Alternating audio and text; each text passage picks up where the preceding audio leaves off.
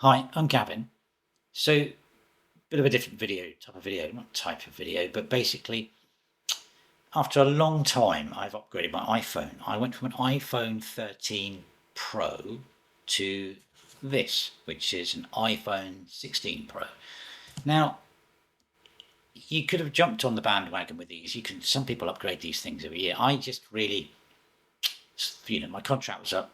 I'd upgrade it, and also my 13 wouldn't take Apple Intelligence. I thought better have a go with that.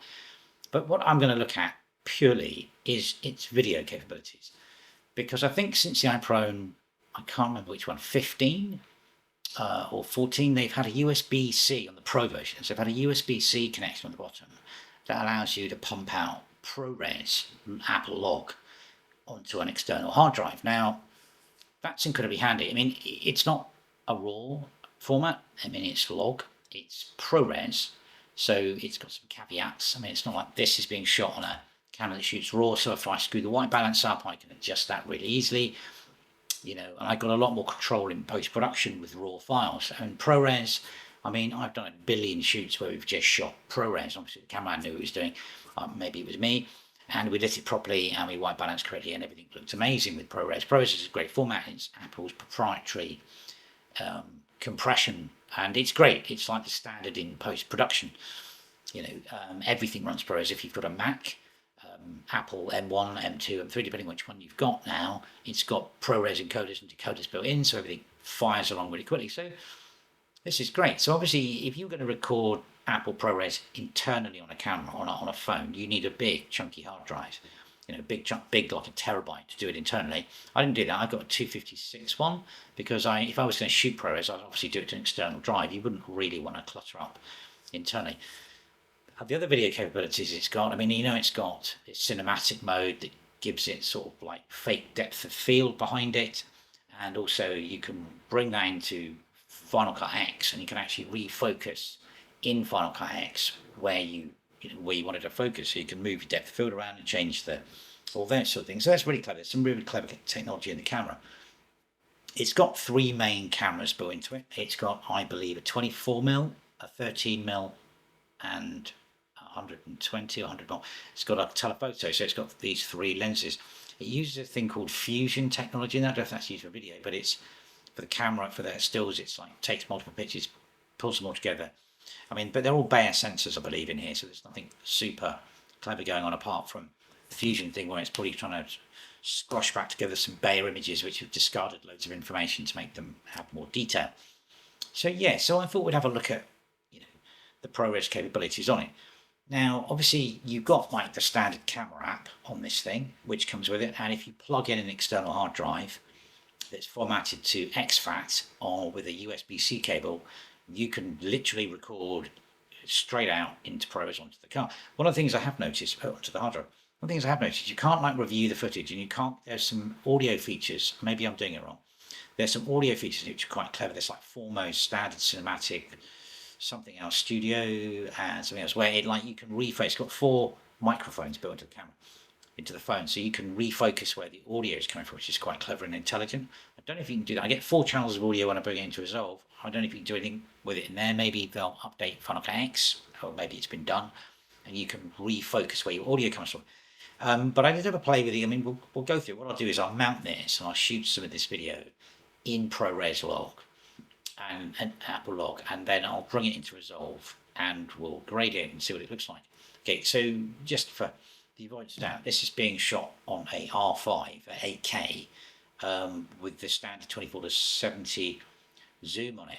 It's got got a speed booster on this, so what you're looking at now is Canon, I think, log 3, and at the same time, just for fairness, I'm shooting Canon log straight onto a Blackmagic Video Assist over here, so I can have a look at it. It's the same environment, same sort of thing, and it's sort of white balanced to this crazy room that I've got here. So yeah, so Apple's video technology is great. I mean, they always plug it as a cinematic camera that's built to these phones. You can do cinema with it. I mean, fantastic. I mean, I don't know. I've never ever used one. I've done a few things with it where you just have to grab a few shots in anger, but that was never in ProRes and never in log, so I've never had to play with it. I mean, the camera technology in these things is advancing so rapidly. I mean, obviously with the advancement of AI, who knows what's going to end up in these cameras.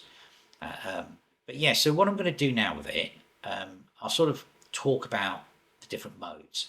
I mean, if you just like grab it, look in the camera app, you've got, you know, standard zoom, all this stuff. You can go up the top and you can shoot into 4K. That's what it tops out at.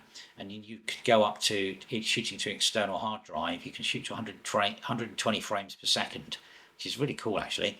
Externally, which is quite 120 frames per second Apple ProRes is quite a good thing to be at. I mean, you can have a lot of fun with that on the camera. So yeah, so you've got the standard camera app. You've also got access to the Blackmagic camera app, which is really clever. That allows you to actually shoot proxies. I don't know why you really want to shoot proxies from this onto a hard drive at the same time as the of course, a master file.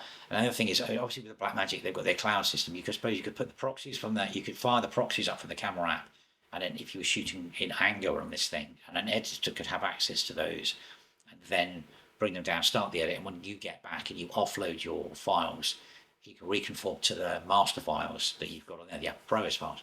So there's that. But I mean, yeah, I mean, at the end of the day, it's got built-in Wi-Fi, so all you need to do, this is one of the bigger problems with these cameras, is why Atmos, and it's sort of streaming to the cloud business is quite clever, where you can literally get proxies back to an editor really quickly. So, I mean, that's actually quite a cool function if you are shooting on these. If you're doing events and stuff like that, and you need to get your footage back to an editor to edit something really quickly, you could do it on a proxy from the Blackmagic camera app, and then you could rush back, offload your masters, reconform it quickly, but the client could have signed off your proxy version, and that could have gone, then you reconform off your ProRes masters and off you go. I mean, that's like a dream workflow, really, in many ways, and it's all built into the phone. I mean, so obviously there's image stabilization. There's also, they've got this sports mode, which I think crops it down to 2.7K and gives you really good stabilization on the camera.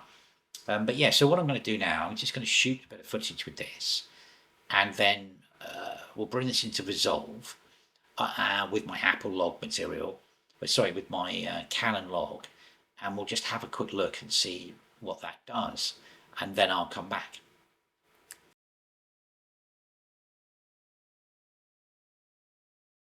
Okay, so here I am in Apple log on the iPhone 16. Now, before I had two mics connected up that I was using, obviously to feed into the Canon R5, but now I'm just purely using the iPhone to do this, and I've got a jury-rigged sort of tripod type thing. It's actually made out of old Digibeta boxes, Sony DV cam boxes, and I've wedged something against the hard drive to make a setup I can use. I mean, I have got a grip somewhere you can do this with, but I've lost it.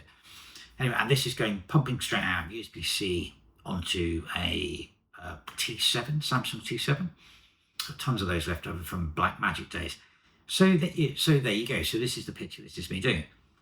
Now, one of the big things about this, which is bizarre, is that when you have a normal camera like an R5, you have to R5, C70, C80, whatever you're using, all the way to red, you have to have monitoring. So you have to have an external monitor that you can, have a look at what's going on. You can work stuff out. But because it's a phone, it's got some quite clever functionality. So what I've got is I've just switched on screen mirroring, and over here on my computer monitor, I've now got the sort of monitor. So I can see that I'm in focus and I can see everything. There is a glitch if you do this on the current version of iOS 18, where the moment you screen mirror, the screen stays up vertically, which all you need to do if you ever have this problem is literally go to the menu of the camera, switch it to photo or any other mode, and it will flip over to the right orientation. Then you go back to video and you can film. So there you go. So I'm going to the hard drive, and this is me in Apple log. You can see on the monitor here, there's literally no depth of field behind me. I'm just letting the camera do its thing. I think with that Blackmagic camera app, you've obviously got a lot more control over what you do. You can change the ISO, you can change the f-stop, but I'm just letting the camera, this is like the default situation, you just let the camera do the focus, I'm not sure if it's probably doing auto exposure as well, isn't it? And it's trying to do its own white balance. So it's literally free running. I mean, which is probably the way a lot of the time, with something like this, if you want to get some high quality capture, you do that. I mean, I suppose the other day you want to change it to cinematic mode. So, but I can't record that to the hard drive. That will just literally, I believe, goes internally. I may try that in a second to see if cinematic mode will include, which will record externally. I'll hit it and see if that happens. But yeah, so there you go. So it's really easy to set up. I mean, obviously rigging a hard drive on it's quite tricky, but I've seen a really cool thing online where you can get those wallets that go on the back of the the wallet holders. And you can wedge a T5, T7 in the back of one of those things, and there's a gap at the bottom, and then you just need a very small USB-C cable, and you can plug it by the back. Some guys actually invented a CF card reader that goes on the back, so you can shoot CF cards. Not sure about doing that, but if everything had SD cards, I mean, maybe that sounds great. I mean, depending on the bit rate of the Apple ProRes is. Anyway, so that's it. So I'm going to take this footage now with my raw footage, and I'm going to dump it into Resolve, and we're going to have a quick look at grading. I'll also maybe put it into Final Cut so you can see what instantaneously it does. It shoots Rec 2020, so it's HDR, so you can do that. But obviously, most of the time, we're bringing stuff out in Rec 709 out onto YouTube. I mean, grading an HDR is a different ball game, and learning how to do the tags and stuff to get it onto YouTube is not as simple as you think. Some people can do it, maybe it's not. But yeah, so that's that. But I will do very quickly, I'm going to hit it cinematic mode and see if I can record some of that onto the hard drive as well.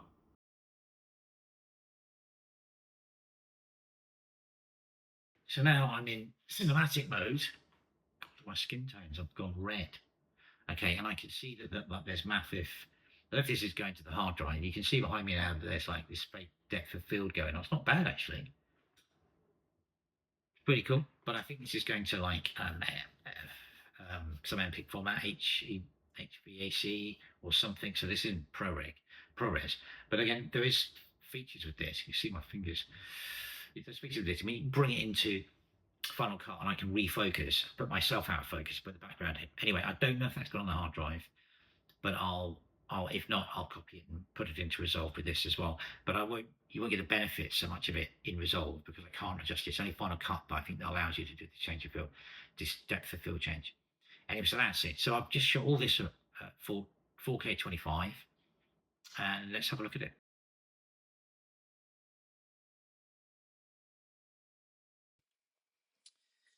So what I've done here, I brought in all the bits of footage. I've got one here, which is this is the cinematic footage. And then I've got this footage here, which is the Apple log. And then I've got the Canon raw material here. And then I've got the video sits, which is the Canon, feed from the Canon, but with the Canon light over the top. That's sort of what I should look like. Anyway, so let's go back to the iPhone. So first of all, let's switch to the timeline first. It's cinematic footage. Now, it's tricky to get over to the camera, this. So off the camera, you have to sort of plug the drive in, copy it over, and get it in here. I couldn't airdrop it. There's like settings, but I couldn't be bothered. Anyway, so with this, you've got these additional controls. You've got here, hang on, let me just put that over there. You've got a drop down that says cinematic. Now that shows you which is a cinematic mode. If I go over here to the properties, you've got my cinematic mode. So there you go. So this is how it works. You can go in and out. The background's blurring, changing my depth of field. Let's put it all the way down. And if I now it's rendering away, you can see I've got that depth of field, but the colors are horrendous. It looks pretty nasty. You can see that it's like really fake at the top of my head here. You've got this whole blur, but it's not real. There's a new feature in here called enhanced light and color. Let me just whack that on and see what it does. Oh, that's horrendous. Let's undo that, Control Z. Anyway, so let's have the Apple log. So here's the log footage. If I go over to my information panel, it tells me, what have we got on there? Camera Lux, Apple C. That's not Arid log, I want Apple log. That's Apple log. That doesn't look very nice. Still washed out. Not brilliant. The scope's up. Let's have a look what's going on with the scopes. There we are. Click there, the light at the top. But I suppose you're supposed to grade. I mean, if you get a cheat, you could hit that enhance light color thing again. There we go. That actually looks a bit. Let's get rid of the scopes. View video scopes off. That's a lot better. It sort of automatically sorts itself out. Just jump over to the Canon footage. There it is. That's Canon RAW 12-bit. Have a look. Let's put the lot on there for that. It was Canon C-Log 3. Not brilliant. Again, start the back. I mean, this is what it should look like. That's with the Canon C-Log 3 lot applied directly to the footage. But yeah, so I mean, I've got this automated. You can tell the footage looks quite different. The camera's not with the white balance quite correct. That has. But yeah, I mean, if you're editing a Final Cut, you can blitz that in there. That's ProRes. That's great. So let's shut that down.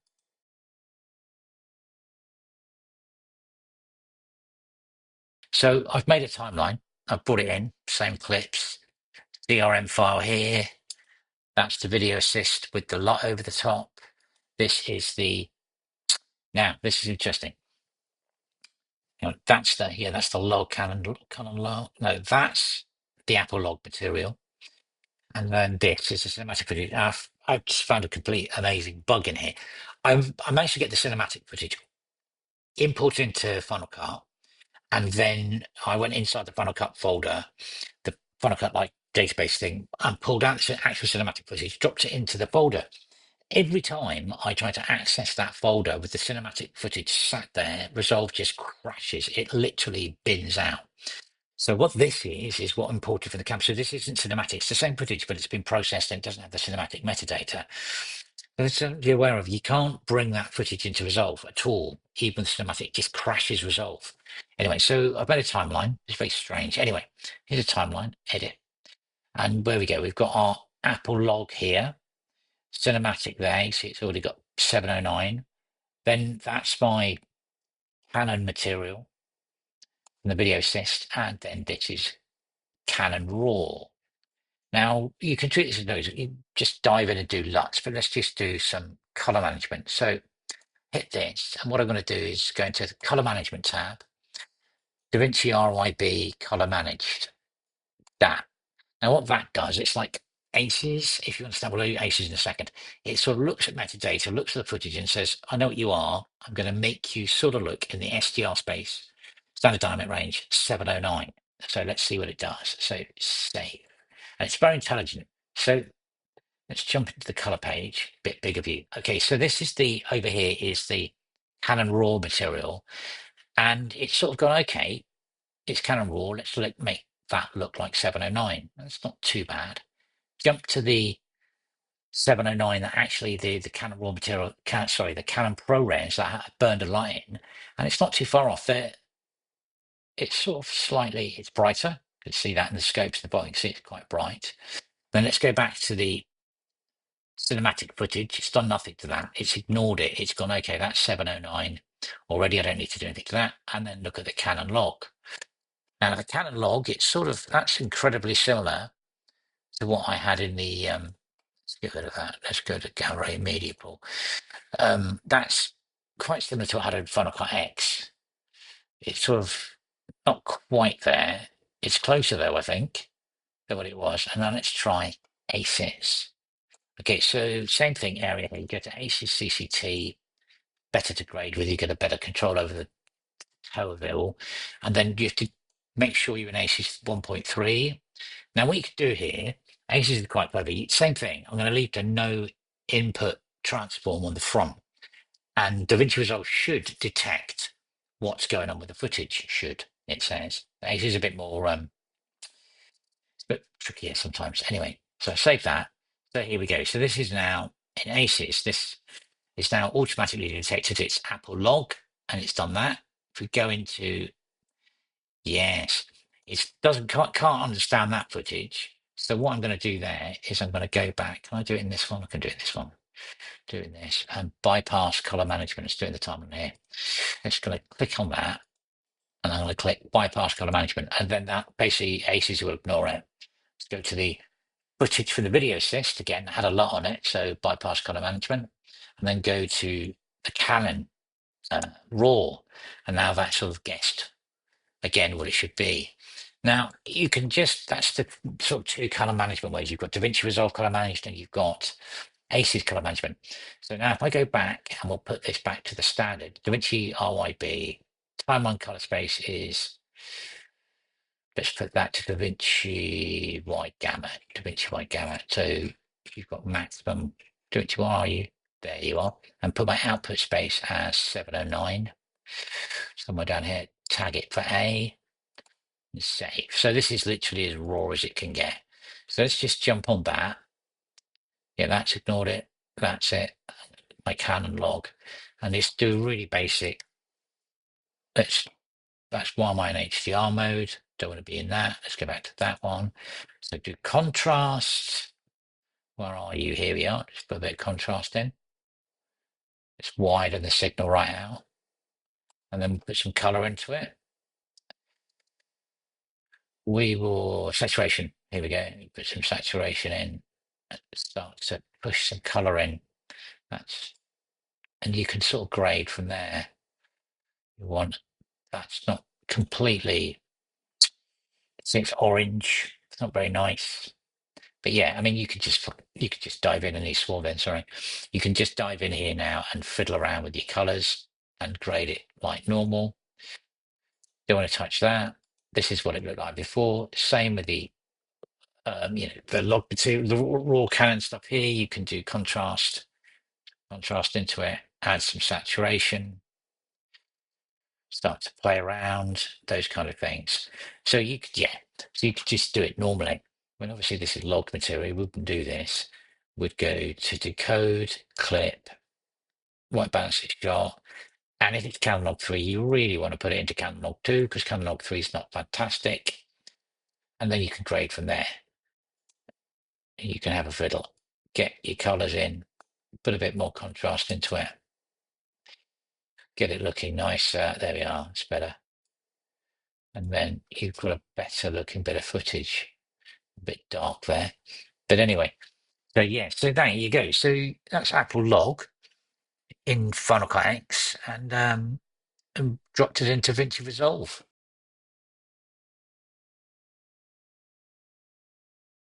So there you go. So it's gone through Resolve.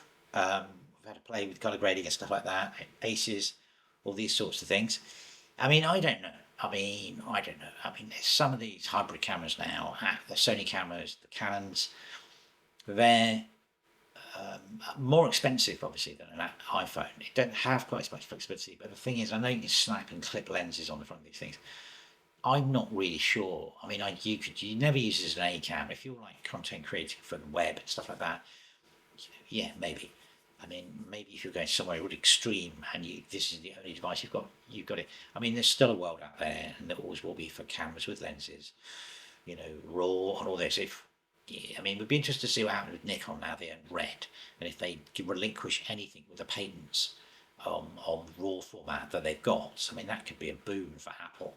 And I mean, they're a big company, and they would probably, I suppose, if they were with Nikon, negotiate shooting RAW into that would be a game changer. I mean, Apple ProRes RAW is quite good.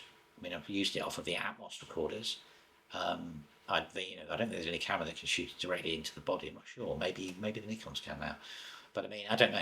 I mean, they'd use Red, wouldn't they? But anyway, the Apple 16 Pro, it's a great camera. It's a good upgrade for me. I missed 12, 13. What was it? 13, 14, 15. I'm on the 16. So maybe I'll jump to the 19 if I use the same thing. But yeah, great camera, great phone, really powerful. Does its thing, and you can shoot log, and you can shoot it to a hard drive, which is quite fun. So there you have it. If you're going to upgrade, I mean, from a 13, probably a good time to do it because you get access to your Apple Intelligence. It's a great camera, 120 frames per second at 4K in Apple ProRes log. It's nothing to be scoffed at. So yeah, there you go. Thanks for watching.